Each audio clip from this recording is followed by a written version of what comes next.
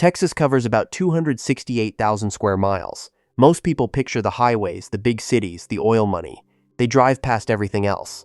But scattered across the back roads are towns that simply stopped, frozen by a flood, a fever, a bypass, or one bad decision and never restarted. There is a desert ghost town that mined liquid mercury out of the ground. A port city that 2 hurricanes erased so completely it now sits under the bay. A 10,000-person city built almost entirely of brick, then sold off and hauled away. And a town whose flag has flown at half-staff since 1866 and has never once been raised. Stick with us to the end, because number 1 is a Victorian river city that the US government accidentally drained to death and left looking like the 1870s never ended. This is a channel about the forgotten corners of the map, the places history walked away from. If you have not subscribed yet, now is a good time. We go looking for stories like these every week. Today we are counting down 17 Texas towns that look almost exactly like they did 150 years ago. Number 17, Round Top, the town of 90 that becomes a city twice a year. It sits on a low hill in Fayette County, on the old La Bahia road between LaGrange and Brenham. 90 people live there. You could fit nearly the whole town on 2 buses. Then, twice a year, it turns into one of the largest antiques gatherings in America. More than 100,000 dealers and buyers wash through the surrounding fields, and then they leave, and it goes back to 90. The town began before the Texas Revolution as an Anglo settlement called Townsend. From 1850, German immigrants bought it out lot by lot and rebuilt it as a tidy farming village around a well and a Lutheran church. It incorporated in 1865 by local law partly to deal with a bunch of rowdies. Because it sat off the rail and highway grid, it never grew. The 1830s and 1860s buildings just stayed. Bethlehem Lutheran Church, built in 1866 from sandstone quarried out of Cummins Creek, still stands. The oldest building in town is a log cabin from the 1830s. The historic well is still on the square. For most of the year, the loudest thing in Round Top is classical music drifting from the 200-seat hall at Festival Hill. A town of 90 with a 200-seat concert hall. That math has never quite balanced, and that is rather the point. Number 16, Gruene, the ghost town that came back to life in a dance hall. Gruene died once. By 1950, the cotton economy that built it had collapsed, and the 75 people who lived there were gone. It sits on bluffs above the Guadalupe River, just off the interstate between San Antonio and Austin. German families settled the Blackland in the 1850s, and in 1878 Henry Gruene built a store, a cotton gin, a bank, and a dance hall, running the whole place as a one-family cotton operation. Then the boll weevil arrived. Late in the 1920s, the family's 8,000 acres reportedly failed to produce a single bale. The gin burned in 1922. The Depression closed the rest. The highway routed traffic away, and Gruene emptied out. It should have stayed empty. Instead, in the 1970s, someone restored the dance hall, and the whole town came back around it. The old gin is a restaurant now, the Mercantile is a shop, and Gruene Hall, 6,000 square feet with the original tin roof and the side flaps still propped open for air, has never actually stopped. The advertisements from the 1930s and 40s still hang behind the little stage where Willie Nelson and George Strait have played. A town can die and still keep it Saturday night. Number 15, Medicine Mound, the town under the Sacred Hills. The gas pumps are still there, rusted, frozen at the curb in front of a single stone building that once served as the bank, the drugstore, the post office, and the filling station, all at once. Medicine Mound sits on a lonely farm road in Hardman County about 12 miles southeast of Quanah, out on the flat North Texas plains. It is named for 4 cone-shaped dolomite hills that rise some 350 feet above the grass. The Comanche held those hills sacred long before the town existed, believing them home to powerful, benevolent spirits, and climbing them to gather medicinal plants.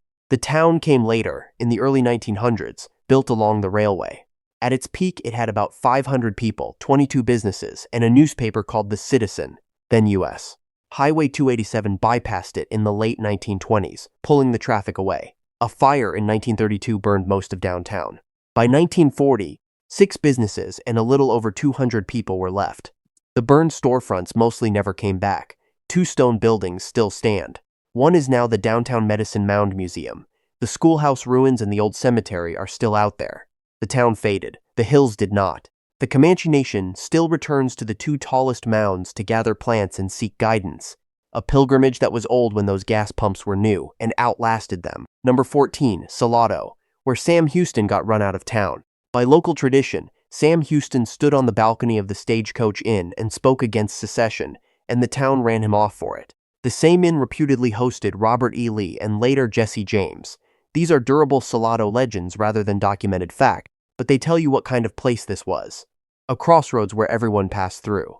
Salado sits in Bell County, between Austin and Waco, on a spring-fed creek the Spanish named for its salty mineral water. It was Tonkawa campground long before it was a town.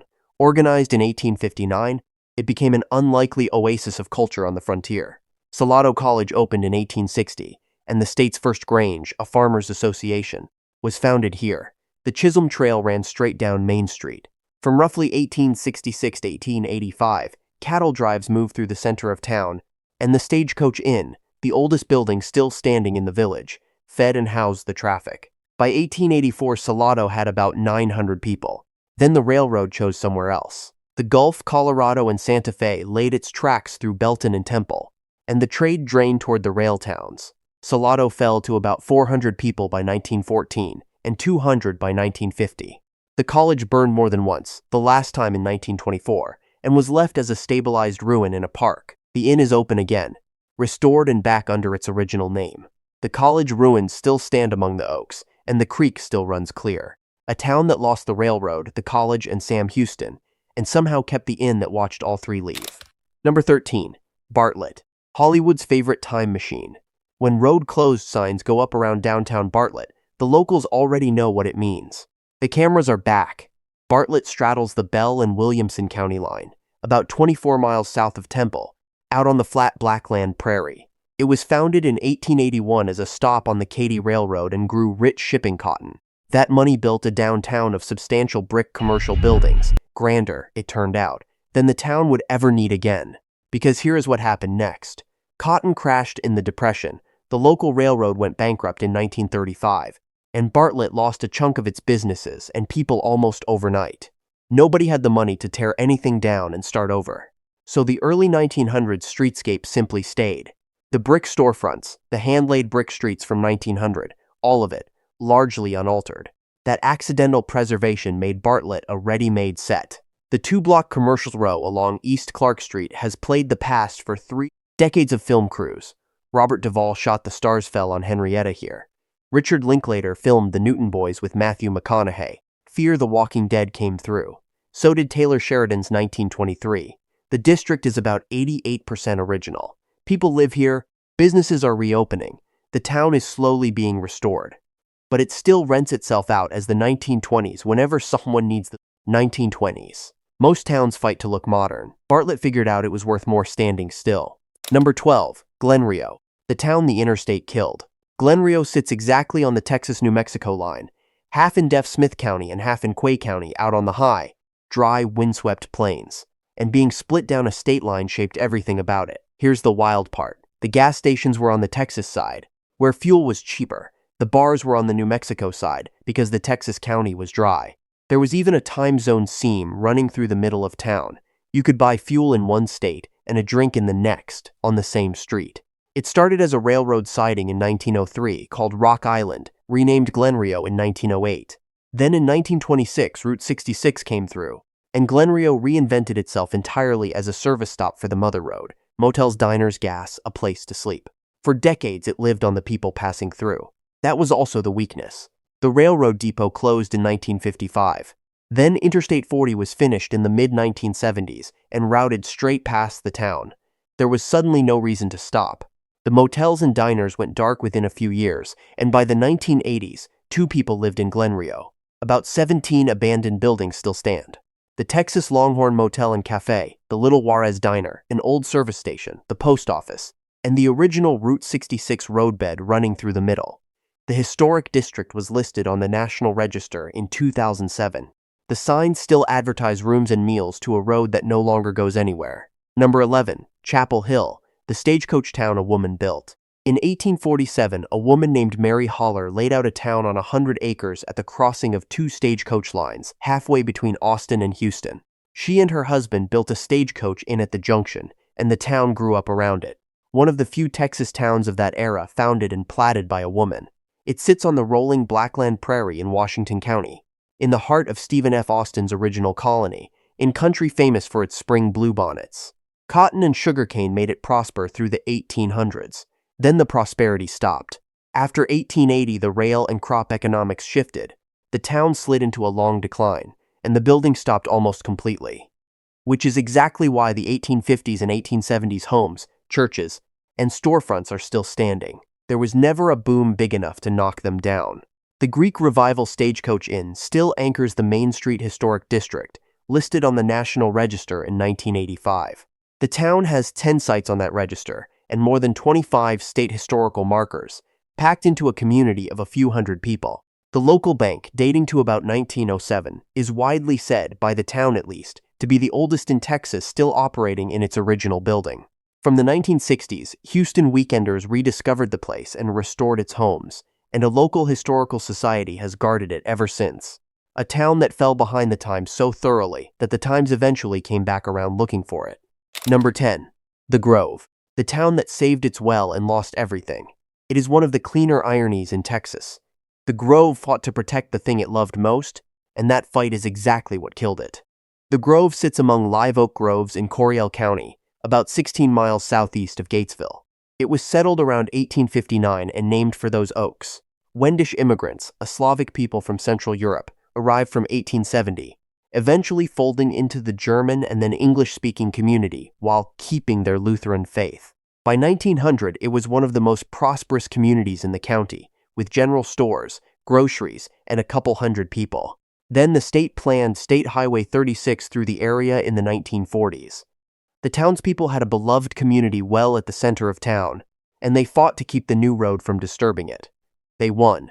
The highway was rerouted about a fifth of a mile to the north, and that was the end. The reroute pulled the through traffic away from Main Street, and the town began to die. A generation later, in 1972, a retired lieutenant colonel named Moody Anderson bought the dying town and spent the next 37 years preserving it. The general store, the Cocklebur Saloon, the doctor's office, all kept as a living history museum. It was intact enough to serve as scenery for the Lonesome Dove miniseries, and it became the subject of a 2014 documentary.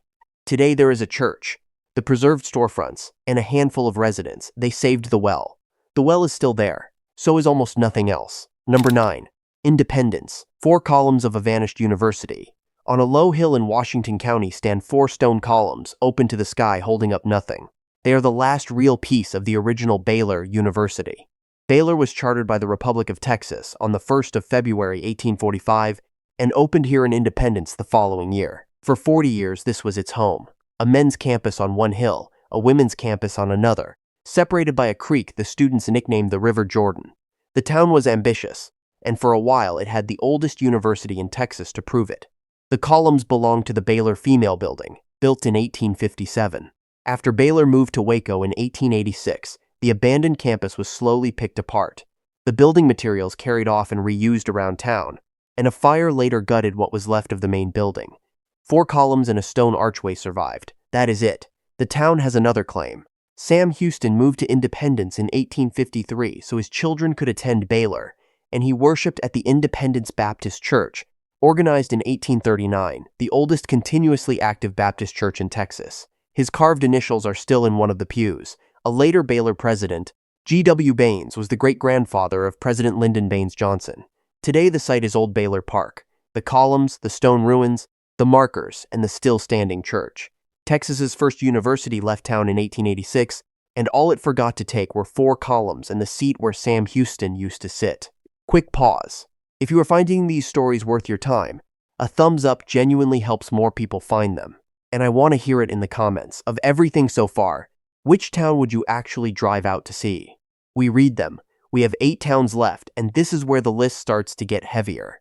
Number 8. Calvert. The boomtown the fever froze. In January 1870, 6 months after the first train arrived, a single town in Robertson County already had 104 businesses.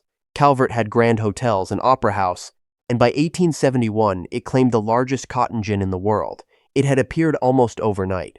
When the Houston and Texas Central Railroad reached the area in 1868, Calvert exploded into a cotton shipping powerhouse, pulling in businesses from neighboring towns the railroad had skipped. It was named for Robert Calvert, a plantation owner descended from the Lord Baltimore line. By 1900, it held more than 3,000 people, and some disputed accounts put its peak far higher. Then, in 1873, a traveling printer from Louisiana checked into a room above a restaurant, carrying yellow fever. He died there. The fever spread fast and killed an estimated 300 to 400 people. Those who could fled before the quarantine. Calvert rebuilt and held on for decades, but the momentum was gone. Floods in 1899 and a fire in 1901 ate into the business district, and the long decline of cotton finished the job. There was never money, or reason, to redevelop. So the lavish Victorian buildings simply stayed standing, untouched, until preservationists rediscovered the place in the 1970s. Today, Calvert has a 70-acre historic district, Victorian, Queen Anne, and Italianate storefronts and homes, about 82 contributing buildings, strung along a main street built for a city that never fully arrived. A street built for a boom the fever cut short, too long, too grand, and far too quiet for the town that was left. Number 7. Shafter. The silver capital the desert took back. Drive south from Marfa on Highway 67, through the high plateau and down into the Chinati Mountains, and the brown country suddenly shows a ribbon of green, a line of cottonwoods marking a hidden creek. Tucked into that bend is Shafter, or what is left of it. In September 1880, a rancher and freighter named John Spencer picked up a glittering rock near Cibolo Creek while hauling supplies to Fort Davis. He showed it to the fort's commander, Colonel William Shafter, who had it assayed. It was rich silver. Because Apache raids made the country dangerous, Spencer deliberately brought the military man into the venture for protection, and a mining company built a full town around the strike in the early 1880s. The town took the colonel's name. For the next 6 decades, Shafter was the Silver Heart of Texas, the first major mining town in West Texas, and the only successful silver district in the state. The Presidio Mining Company employed 300 to 400 workers, a mix of Mexican, Black American, and California miners, living on company scrip in adobe houses, shopping at the company store, treated by the company doctor. Between 1883 and 1942, the mines produced somewhere around 30 million ounces of silver. Then the mines closed in the 1940s, and the people left. The desert started taking the adobe back. Today, fewer than 3 dozen people live among the ruins and a lone steel mine headframe. 30 million ounces of silver came out of these hills, and what is left is a handful of melting mud walls, and the wind moving through the cottonwoods. Some places the desert only lends out. It does not give them away. Number 6. Thurber, the 10,000-person city that was dismantled. Almost everything in Thurber was made of brick, not just the buildings. The streets, the sidewalks, the bandstand, the bridges, even the watering troughs. The town manufactured its own brick by the millions and paved itself with it. And then the town was taken apart and hauled away. Thurber sat in Erath County, in the low hills off what is now Interstate 20. About 75 miles west of Fort Worth. It began with coal. Mining started in December 1886, and after a miners' strike, the operation was bought in 1888 by the Texas and Pacific Coal Company, which named the town for a New York investor named H.K. Thurber. What they built was a company town in the most total sense of the word. It was fenced. It had a stockade and armed guards. Workers were paid company scrip, redeemable at the company store. To run the mines in such an isolated spot, the company imported labor from across Europe and Mexico, Italians and Poles and many others, creating a polyglot industrial city in the middle of rural Texas. And it was no rough camp. Thurber had a 650-seat opera house, the first building in Texas used for public entertainment to have ceiling fans. It had a 200-room hotel. It had a 24-hour electric plant, making it one of the first fully electrified towns in the state, decades ahead of its neighbors. At its peak, 8,000 to 10,000 people lived there. Its brick plant, opened in 1897, produced pavers that went under streets across Texas, including Congress Avenue in Austin. Then the ground shifted. Railroads began switching their locomotives from coal to oil after about 1910. The 1917 discovery of the nearby Ranger oil field made coal nearly worthless, and the company simply pivoted to oil and let the coal town die. The closures came one by one. Brick plant in 1930, offices in 1933, commissary in 1935, post office in 1936. In 1937, the brick plant smokestack was dynamited, and the buildings were sold off and dismantled. A city of 10,000 was, quite literally, packed up and carried away. What remains is that lone surviving smokestack, a couple of brick buildings, a cemetery, and a museum. 10,000 people lived here. You can drive past it now in under a minute and never know. Number 5. Castroville, Little Alsace. Frozen on the Medina. Drive west out of San Antonio on Highway 90, and after about 25 miles the country opens, and then, abruptly, you are somewhere that looks lifted out of Europe. Steep-roofed white cottages, thick stone walls, shutters. A town that looks transplanted from the French-German borderland, because in a sense it was. Castroville was founded in 1844 by Henri Castro, a French impresario of Portuguese Jewish descent, under a land grant from the Republic of Texas. He recruited Catholic farmers from Alsace, the contested borderland that has changed hands between France and Germany more than once, and planted them on the frontier along the Medina River. They built their houses the way they had at home, timber-framed and limestone, in the old country style. It was not an easy start. The settlers endured Comanche raids, drought, locusts, and a cholera epidemic in their first years. But the colony took and grew to about 1,000 people by the 1880s. Then came the decision that froze it. When the Southern Pacific Railroad wanted a bonus to route through town, Castroville refused to pay it. The railroad went around. In 1892, the town lost its county seat to Honado, and from there it slid down to barely 325 residents by 1931. There was no growth to drive demolition, so the original Alsatian houses simply survived. Later generations chose to protect them. The town still holds 96 original settlement homes and more than 300 historic buildings dating from 1844 to 1920. The strangest piece came much later. The Steinbach house is a genuine Alsatian house built in France somewhere between 1618 and the 1640s. In the 1990s, the people of Alsace gave it to Castroville. It was taken apart in the village of Walbach, shipped across the Atlantic, and rebuilt in Texas by craftsmen from both places. It now serves as the town's visitor center. A town that already looked like Alsace was handed an actual 400-year-old piece of Alsace, carried across an ocean, just to make the resemblance complete. Number 4. Comfort, the town with no church, no government, and a flag forever at half-staff. In the middle of this hill country town stands a monument with an American flag above it. The flag flies at half-staff. It has flown at half-staff since 1866, and it has never once been raised. Here's the detail that stops people cold. It is the only Civil War monument to the Union cause in any former Confederate state, and it stands in Texas. Comfort sits on Cypress Creek in Kendall County, about 45 minutes from San Antonio. It was settled in 1852 and laid out in 1854 by German freethinkers, secular, abolitionist refugees from the failed European revolutions of 1848. They were a particular kind of people. They built their town around schooling, free speech, and self-reliance rather than a church, and in fact built no church at all for 40 years. To this day, the town has no stoplight and operates without a formal municipal government. That fierce independence put them on a collision course with the Confederacy.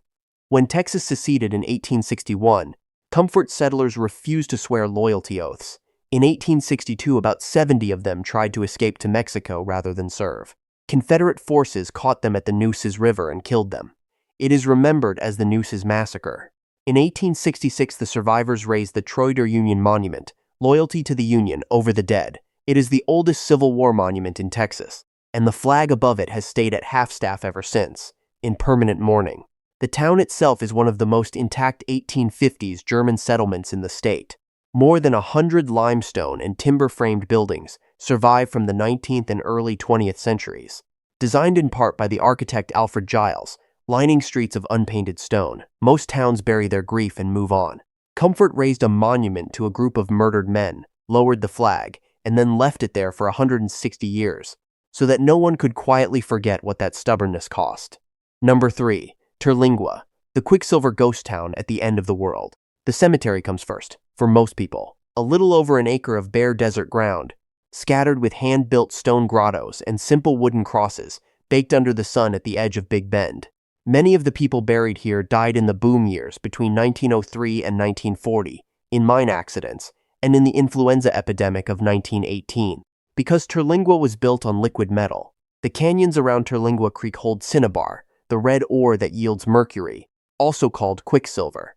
In 1903, a Chicago industrialist named Howard Perry, who had received the land as repayment for a debt, found it sat on rich deposits and organized the Chisos Mining Company to dig it out. Mercury was essential to explosives detonators, so when the First World War came, demand soared, and the Chisos mine became one of the largest quicksilver producers in the nation.